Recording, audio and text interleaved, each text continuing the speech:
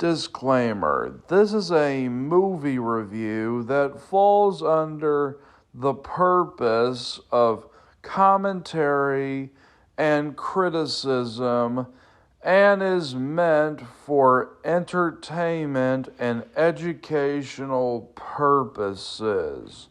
The footage and audio in this review is owned entirely by the copyright owners over at Universal and Disney and New Line Cinema. Please support the official release.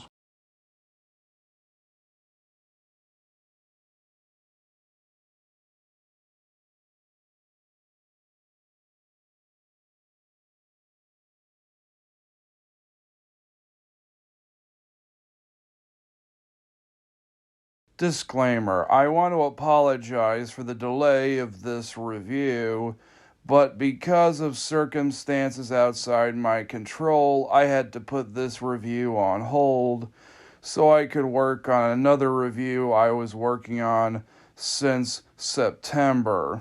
Plus, I am aware Halloween is over. This review was recorded in October and was supposed to come out on Halloween, but since Guillermo del Toro's Frankenstein is still being talked about, I figured just release this review now. Again, sorry for the delay.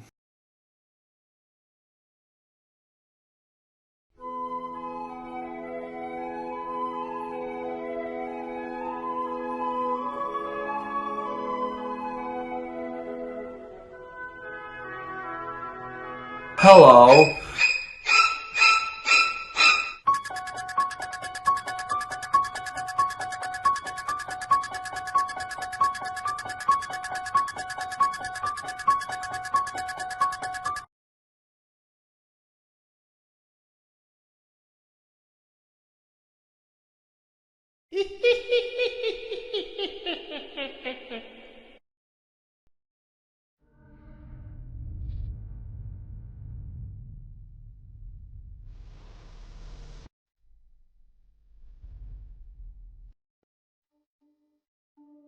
Hello, my boils and ghouls. I'm Henry R. Mockingbird, your host with the mustache. And welcome to 20th Century Reviews Halloween Marathon, the finale. And today, my boils and ghouls, we will be reviewing Son of Frankenstein.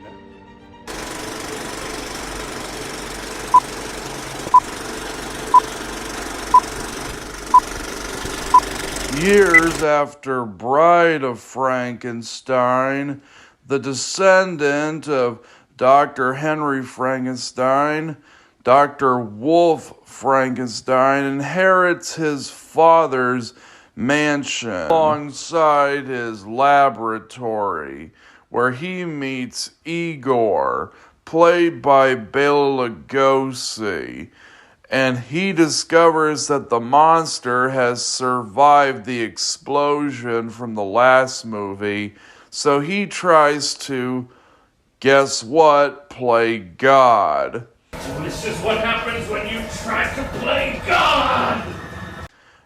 And attempts to redeem the monster and his family name.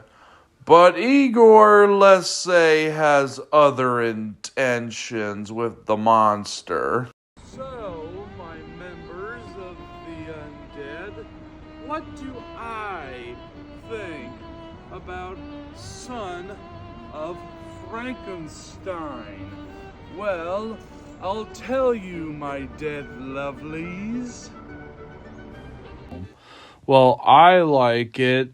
Son of Frankenstein is one of the rare times where a third movie in a franchise is just as good as the first two films in its franchise. This film was directed by Roland V. Lee, whose other films include the OG Captain Kidd starring Charles Laughton and the 1935 Three Musketeers. After the box office disappointments of Dracula's Daughter and The Invisible Ray, another Universal horror film, Universal Studios, mostly due to a change in management, decided to shut down their horror department for about 2 years. And then Universal opened it again.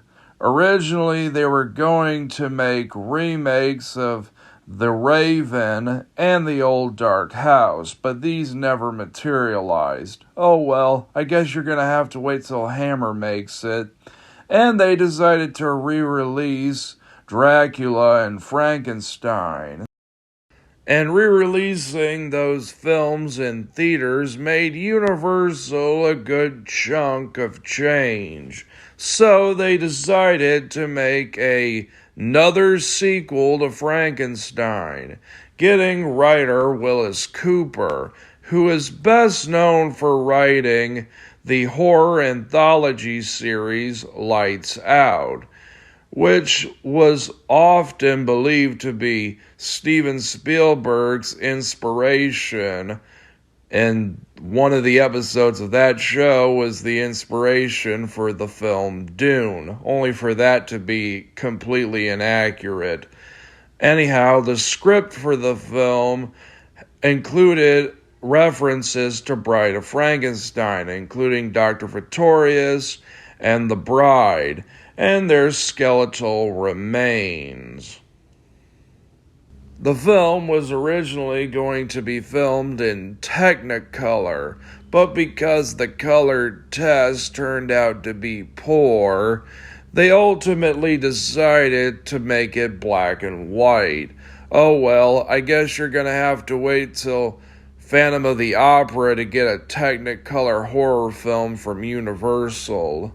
Speaking of the Phantom of the Opera remake, Claude Rains was set to play Wolf Frankenstein, but the role ended up going to Basil Rathbone. Heck, Peter Lorre was originally attached to this film, but because he was still under contract to 20th Century Fox, he couldn't do this film. Bela Lugosi even went on the Ed Sullivan radio show to promote the film.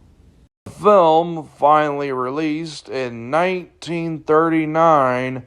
It was a financial success and a critical one, getting great reviews from the motion picture Harland, as well as the Daily News and Variety, as well as the New York Times and the Monthly News Bulletin. Leonard Maltin gave it a pretty glowing review, and even got a sequel called Ghost of Frankenstein, and was said to have started a whole new golden age for Universal, which lasted from 1939 to around like 1955. And I mean a golden age for Universal horror films. 1939 was the greatest year for Hollywood. More classic movies came out in that year alone that had ever came out before or even since. And Hollywood was experiencing a huge revenue high at the time. And because of this, a lot of the budgets became higher as well. And Universal puts their money where their mouths are, and just how grand the sets look.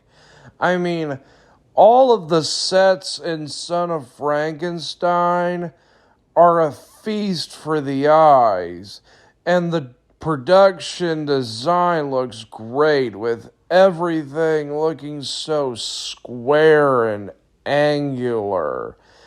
And a lot of these sets feel like something you would have seen in the German Expressionist movement, particularly Cabinet of Dr. Caligari and Nosferatu. Heck, even the cinematography and the way these sets are just shot is amazing. Let us talk about the characters, but before we get to them, let us talk about the opening scene. It sets up everything you need to know about the film itself. We get to see Igor and Frankenstein's house, and we cut to the council, who are, let's say, to put it nicely, quite hesitant to let Frankenstein's son and family come live with them. But they pretty much buck up, and we get to see the son of Frankenstein, named Wolf Frankenstein, played by Basil Rathbone. They, at long last, arrive at the house of Dr. Henry Frankenstein, which, as we see, has gotten quite a bit of an upgrade since the last time we saw it. And then we are introduced to one of the best characters in the film, the inspector.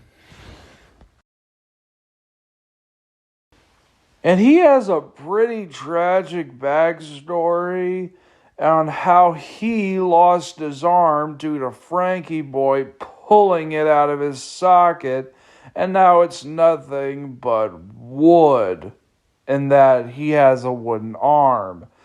Damn! Did that happen off screen back when Frankie was literally rampaging through the countryside? Because honestly, I don't remember any of that happening in Bride. But the inspector, going back to him, is played by Lionel Atwill, last seen in my reviews in the 1933 Mystery of the Wax Museum. I like how he's not exactly on Frankenstein's side, even though he is, but he's not exactly on the villagers' side either. He's just a man of the law. And while his tragic backstory is kind of tragic, I say kind of because his wooden arm kind of falls into unintentional parody whenever he has to use it, like him using it to hold a matchbox.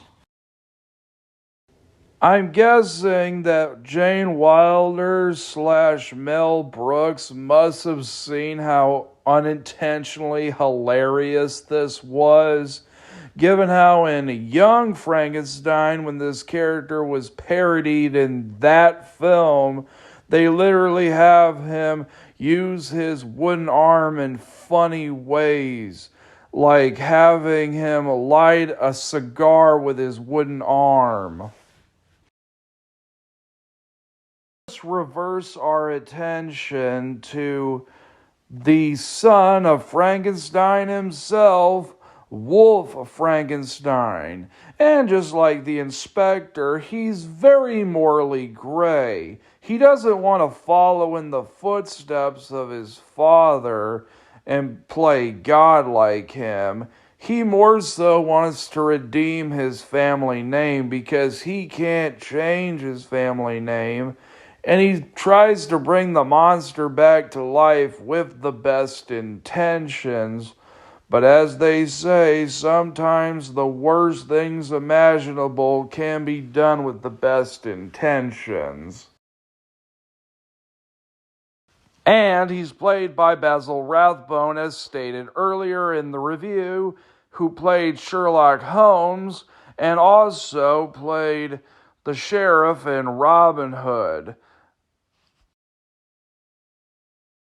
And Basil Rathbone plays the part of Wolf Frankenstein with so much excitement and enthusiasm as the character also is.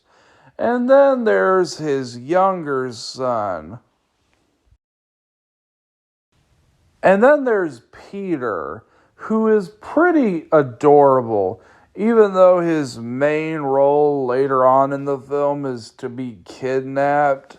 I'll talk a little bit more about that later, but a lot of people have been very split on him, particularly his performance played by Donnie Duncan. In my opinion, I think he's gosh darn adorable, as he should be, given how he was later the voice of young Bambi in the original Bambi. I wonder what Johnny Guts film buff would think of this, given how he actually got to meet the actor at a convention. Hello everyone, my name is Johnny Guns Film Buff, and thank you Henry Mockingbird for having me be a part of this Son of Frankenstein video. Johnny Film Buff. I didn't know you would appear on my show. Welcome. I met Donnie Donegan at Chiller Theater. It's a convention in New Jersey where they have a lot of famous actors, actresses from classic horror movies, TV shows, or just movies and TV shows in general besides horror. October is their big month for Halloween for obvious reasons. This is where I also met Sarah Karlov a few times. He was a very nice, friendly guy. I asked him what it was like making this movie and what working with Boris Karloff and Bela Lugosi was like. He said Bela Lugosi was a jerk because as a little kid, he mispronounced his name, accidentally calling him Mr. Bailey Goosey. He said Boris Karloff was very nice and was not afraid of him with the Frankenstein makeup on. And he said that Karloff could have been a stand-up comedian for how nice he was. I'm not sure anyone knows this. Donnie Donegan was the voice of Bambi in the original Disney Bambi movie. After a short acting career as a child, he had a career in the U.S. Marine Corps where he was awarded the Bronze Star. Now he's retired. Well, you got to meet the voice actor of young Bambi. Well, it was nice of you to drop by. So long, Johnny Film Buff. Maybe we could do a crossover sometime. Next up is Igor, played by Bela Lugosi. Clearly, once again, getting penance for not appearing in the original Frankenstein as the monster. And as I stated in my review for the original Frankenstein, his name is spelled with a Y instead of an I. And I like how Igor isn't just a straight up ripoff of Fritz from the first film, like Carl was just clearly only a knockoff of Fritz from the first film, as stated just now. But Igor is downright creepy. He has a pretty dark backstory about the fact that he got hung and somehow survived getting hung. So you could pretty much state that he is straight up immortal. I mean, all he has to show for being hung is the fact that he has a broken neck. And unlike Fritz or Carl from the last movie, he's actually on good terms with the Frankenstein monster, who I'm just going to refer to as Frankie like I did in the last two reviews. Anyways, Igor pretty much states something that I have been trying to say for years. I mean, the fact that the monster is called Frankenstein. Your father made him, and Heinrich Frankenstein was your father too. Do you mean to imply then that that is my brother?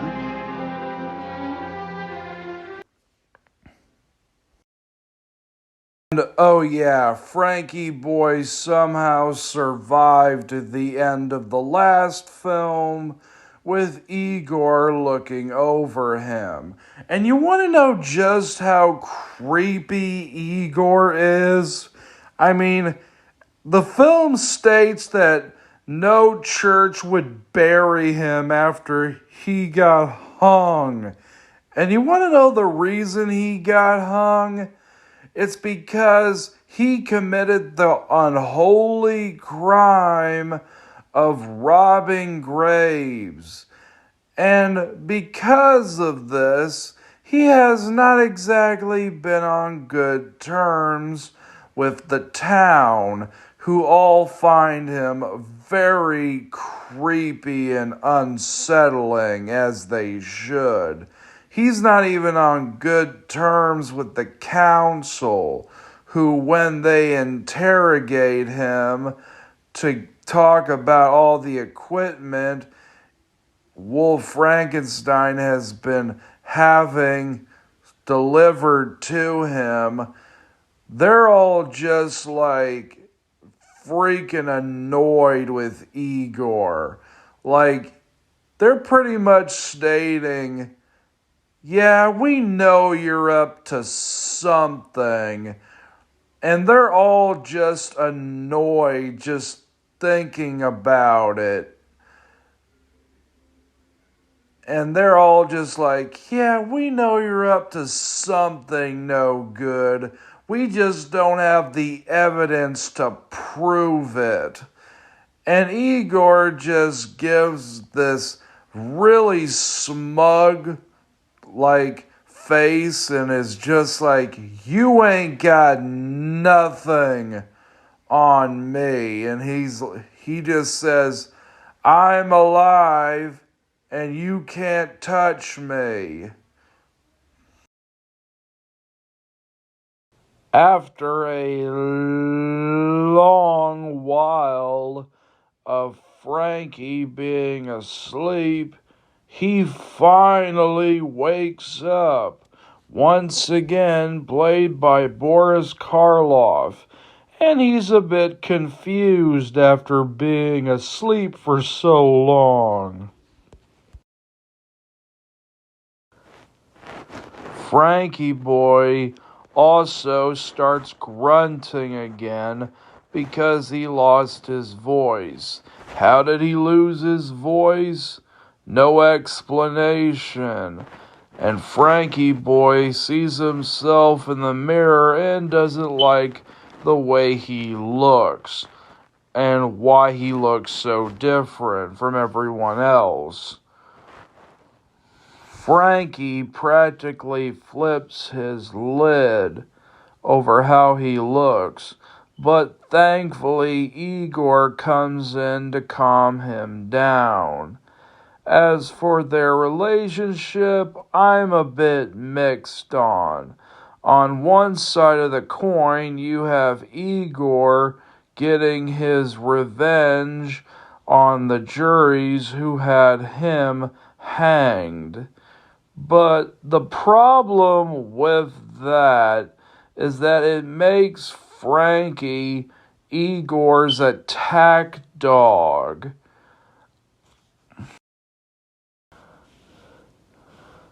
Now, this works with something like The Mummy and the later Mummy films because he's an unsympathetic, mindless, dead being who kills whoever's in his way and can quite easily be controlled.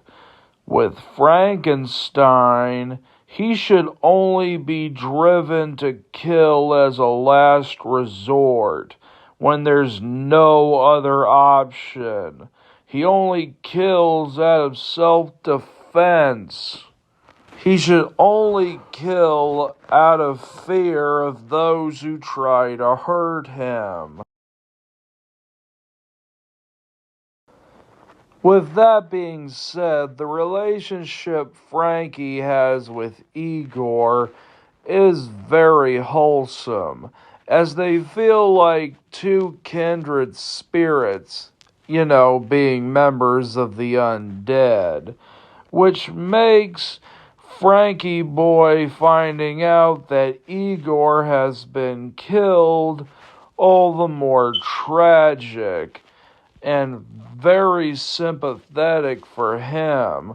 I mean, yeah, he was killing people, but he was only doing it because he was told to do it by Igor.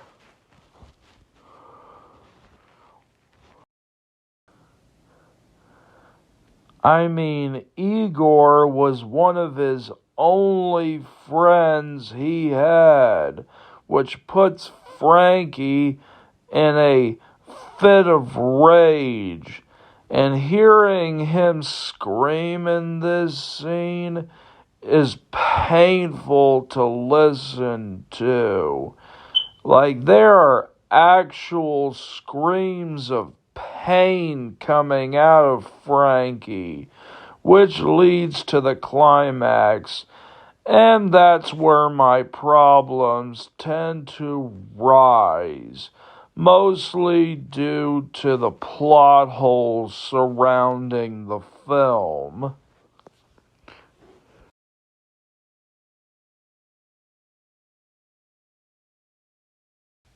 Like, Frankie survived the last film.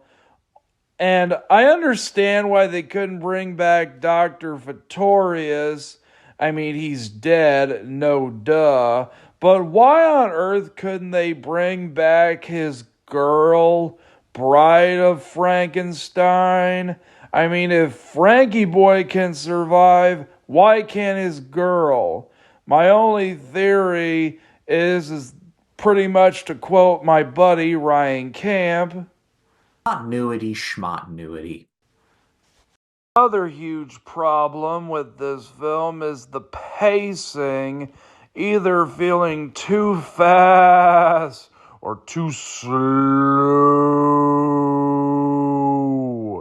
Like everything involving Wolf Frankenstein, bringing Frankie Boy back from the grave a second time usually eats up quite a bit of time, as these scenes tend to drag on and on. The only thing that keeps all these scenes from being boring are the performances by Bela Lugosi and Basil Rathbone.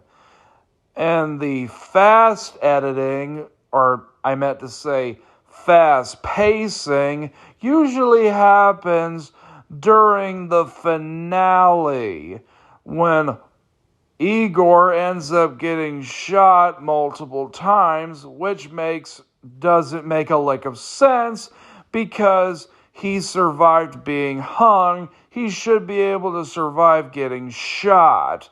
And Frankie Boy kidnaps Peter, takes him to the laboratory, which results in a pretty fast final battle, and where the inspector gets his arm ripped off, and while they're trying to take him down, Wolf Frankenstein pulls a Tarzan and kicks Frankie Boy into a pit of sulfur, and he burns alive. Like, this whole finale feels so rushed. Like, it's almost like the writer couldn't think of a better way to defeat Frankie Boy, so they end up having him just be, thrown in a pit of sulfur and melting alive. If you want the perfect example of a requel done right, then Son of Frankenstein is worth seeking out. I give it 5 gold stars. Until the next review, I'm Henry R. Mockingbird, your host with the mustache, signing off. Have a happy Halloween.